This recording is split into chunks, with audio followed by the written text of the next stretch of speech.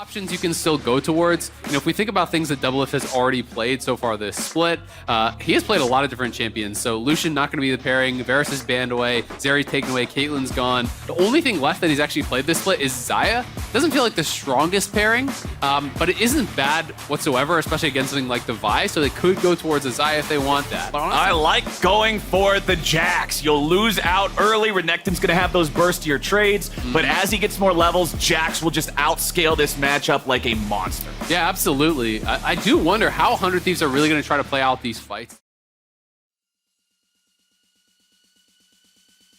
Super aggressive. He's one of those guys that will have the 10-0 or 0-10 type games in scrims because he wants to challenge himself. He wants to go raid out his opponents. Remember, Tenacity does still have the counter-strike ready to go. Meanwhile, mid lane, Vikla gonna get jumped on, gonna get stunned on. Closer goes for the auto attack from Bjergsen. I mean, you get your full combo, and then you come out of the stun, and you pop your counter-strike, and then he just slices and dices away. But Bjergsen, no flash. Oh boy, Bjergsen getting jumped on by 3. Nothing to it, man. FlyQuest get one back in the mid lane and tie it up. He has something that outranges him. Just shoot him before he can get in range.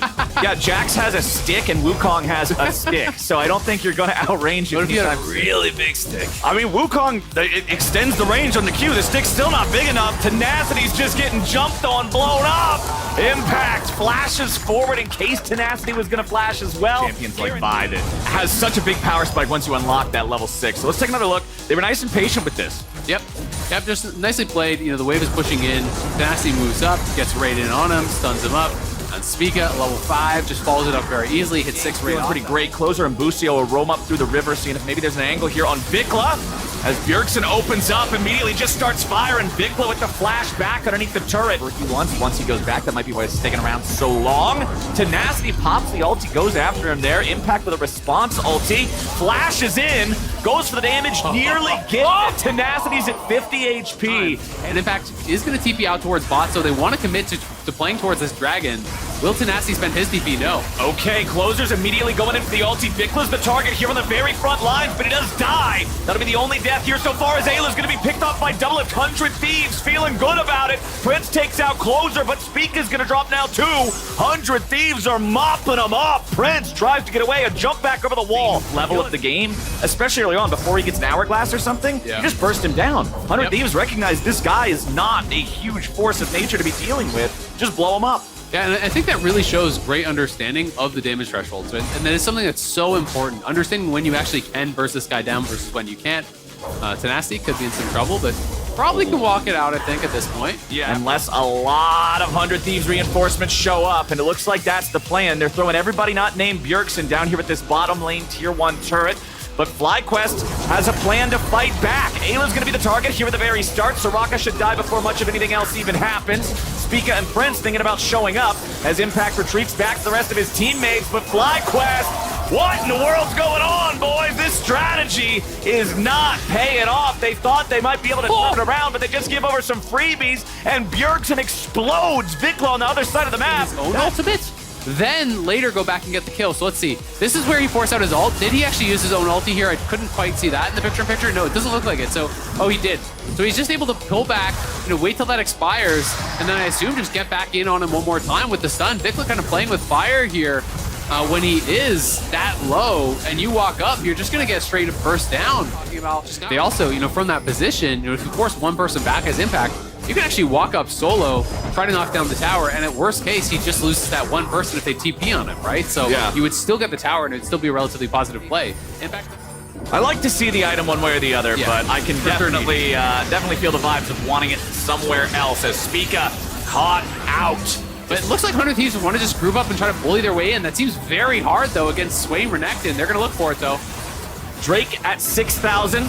100 Thieves looking for the chance to go in. They find the enemy mid laner. They're going to start off and blow him up. Tenacity grabs the kill, and focus is shifted over to Impact. The Drake is still only at about 2,000 HP, and 100 Thieves will save TY for leash. They'll secure the objective, but FlyQuest is ready to fight back. Tenacity stays alive, and Closer looks for a flank. Impact and Spica are on the run, and Bjergsen won't be able to lock him down. Now Prince is still ready to free fire, but he's still got to be mindful of what 100 Thieves might be able to turn around with. Closer goes right back in. Closer goes right back out. Bjergsen's here on the front line, and Prince still wants a little bit more, but no. You still have that threat of getting burst down. Yeah, you can cleanse Timber's stun, but you can't cleanse Timber's damage. Okay, Bjergsen stepping forward. Goes for an ulti here. Vikla's gonna be the target at the start once again, but they aren't able to find him, and now the damage on Double Lift is done. It's enough, and they found the enemy AD carry. FlyQuest got the fight, and Vikla's not done. He'll keep running forward, controlling the fight, controlling the players on 100 Thieves. Neither, instead of going for both, and that is the risk when you try to go for that big swing. He still got a ton of damage out in the fight. Actually, still got the advantage of having done that. And 100 Thieves are still in a pretty good position here. Let's see if they can find the fight. 100 Thieves, once again, looking for Vikla. They know that every fight they've started off killing the Swain has gone well, but they can't kill the Swain. You're only going in with 2 dudes, it ain't enough, but now they're gonna find the burst. Bjergsen, now they kill off Double Lift as Prince goes on a rampage. Spica goes over the wall, chasing after Closer, and Prince is putting bullets in Bjergsen's back. A double kill over to the Zeri. They may have lost Swain, but it don't matter a whole lot when you're able to turn it around like this, or are they? Spica's still trying to be careful enough here.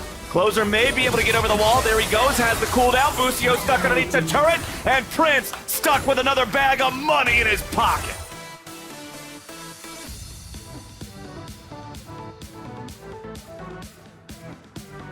FlyQuest is coming around. They're using Impact as bait and seeing if they can land themselves a big old 100 Thieves. Let's see. FlyQuest. Putting a hoodie on a hook, see if they can catch themselves some 100 Thieves. All right, let's go, boys.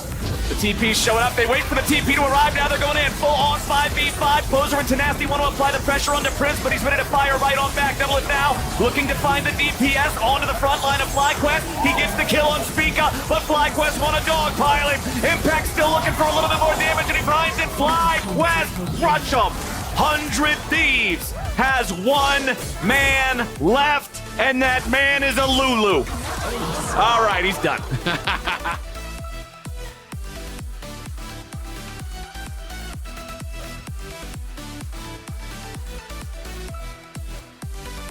Spica's in the area. It's going to be a flip. There's a couple of good, like, ultimate synergies there with the Cloud Soul on the side of 100 Thieves, but let's see if they can even get it. Yes, it's going to be 100 Thieves grabbing the Cloud Soul, but where do they go from here? Vikla turned up on the front. They got to try to disengage it. Prince's laser takes off half of Busio's health. Closer wants to turn it around back onto the FlyQuest AD carry, but now they got to be careful and get themselves back away. 100 Thieves lose their support. 100 Thieves lose their jungler. FlyQuest giving more money, 12-0-0 now to Azeri.